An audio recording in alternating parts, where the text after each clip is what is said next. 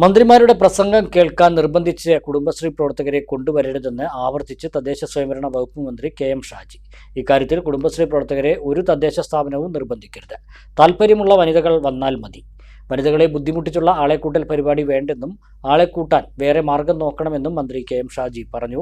പെരിന്തൽമണ്ണയിൽ നജീബ് കാന്തപുരം എം.എൽ.എ സംഘടിപ്പിച്ച ക്രിയോണം പരിപാടി ഉദ്ഘാടനം ചെയ്ത് സംസാരിക്കുകയായിരുന്നു മന്ത്രി.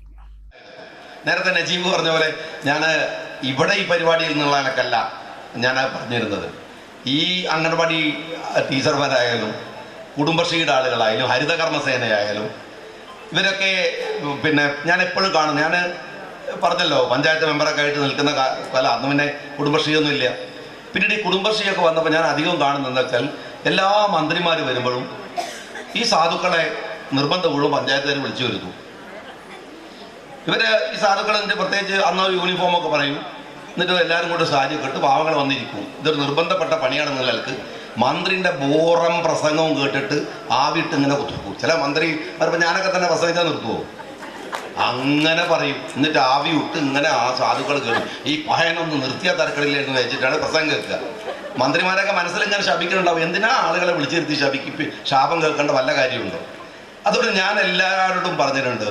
ഇതാ പഞ്ചായത്ത് പ്രസിഡന്റുമാർ ബാക്കിലുണ്ട്, മുനിസിപ്പൽ ചെയർപേഴ്സണൊക്കെ ഉണ്ട്, ഇതാ ബ്ലോക്ക് പ്രസിഡന്റ് ഉണ്ട്. എല്ലാവരോടും ഞാൻ പറയാണ്, ഇനി ഹരിതകർമ്മസേനയും അതുപോലെ കുടുംബശ്രീയൊന്നും മന്ത്രിമാരുടെ ബോറം പ്രസംഗിക്കാൻ കേൾക്കാൻ വേണ്ടി അവരെ നിർബന്ധപൂർവ്വം വിളിക്കാൻ ഒരു പഞ്ചായത്തും പാടില്ല, ഒരു മുനിസിപ്പാലിറ്റിയും പാടില്ല. താല്പര്യമുള്ളവർ വന്നാൽ മതി. ആളെ കൂട്ടാൻ നിങ്ങൾ വേറെ വല്ല പണി കൊടുക്കുക.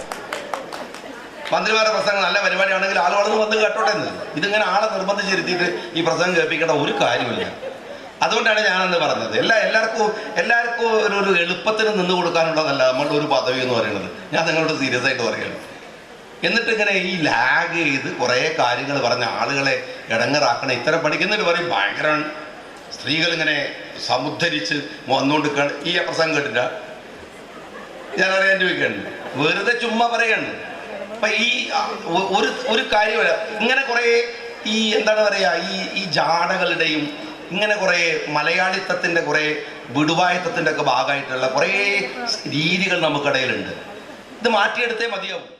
സമൃദ്ധിയുടെയും ഐശ്വര്യത്തിന്റെയും പൊന്നോണം വരവായി. ഓണാഘോഷങ്ങളെ വരവേൽക്കാൻ സ്കൈ ഗോൾഡും ഒരുങ്ങി. ഏവർക്കും സ്കൈ ഗോൾഡിന്റെ ഹൃദയം നിറഞ്ഞ പൊന്നോണാശംസകൾ.